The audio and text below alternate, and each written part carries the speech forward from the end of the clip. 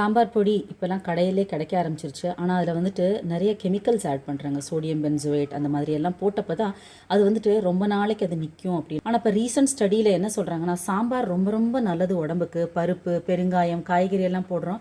ஆனால் நம்ம ஒரு தடவை செய்கிற சாம்பாரை இன்னொரு தடவை நம்ம அதை சூடு பண்ணும்போது அதில் இருக்கிற கெமிக்கல் ரியாக்ட் ஆகுது. அப்போ அது பாய்சன் ஆகுதுன்னு சொல்கிறாங்க. அதனால் நம்ம வீட்டிலே சாம்பார் பொடி செய்யலாம். 400 கிராம்ஸ் மல்லி, அப்புறம் 600 கிராம்ஸ் காஞ்ச மிளகா. இந்த காஞ்ச மிளகா எடுத்திங்கன்னா நல்லா காரம் கொடுக்கும். உங்களுக்கு கலர் வேணும்னா இந்த காஷ்மீரி சில்லியை ஒரு 100 கிராம் சேர்த்துக்கலாம்.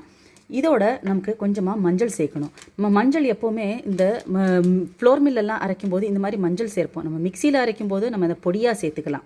ஒரு 200 கிராம்ஸ் சோம்பு, 200 கிராம்ஸ் ஜீரகம், 50 கிராம்ஸ் மிளகு, கொஞ்சம் காரத்துக்கு. வெந்தயம் போட்டிங்கன்னா வயிற்றுக்கு ரொம்ப குளிர்ச்சி. 25 கிராம்ஸ் ஆஃப் வெந்தயம்.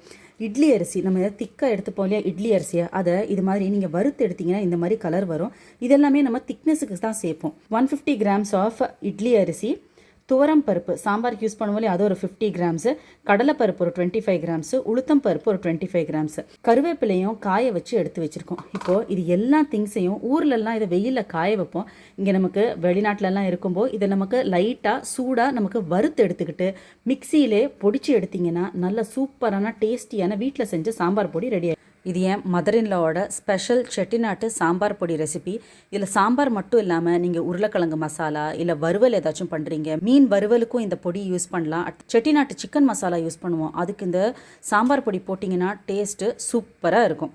வேறு எந்த ஒரு மசாலாவும் தேவையில்லாமல் இந்த ஒரே ஒரு சாம்பார் பொடி செஞ்சிங்கன்னா it has so many uses.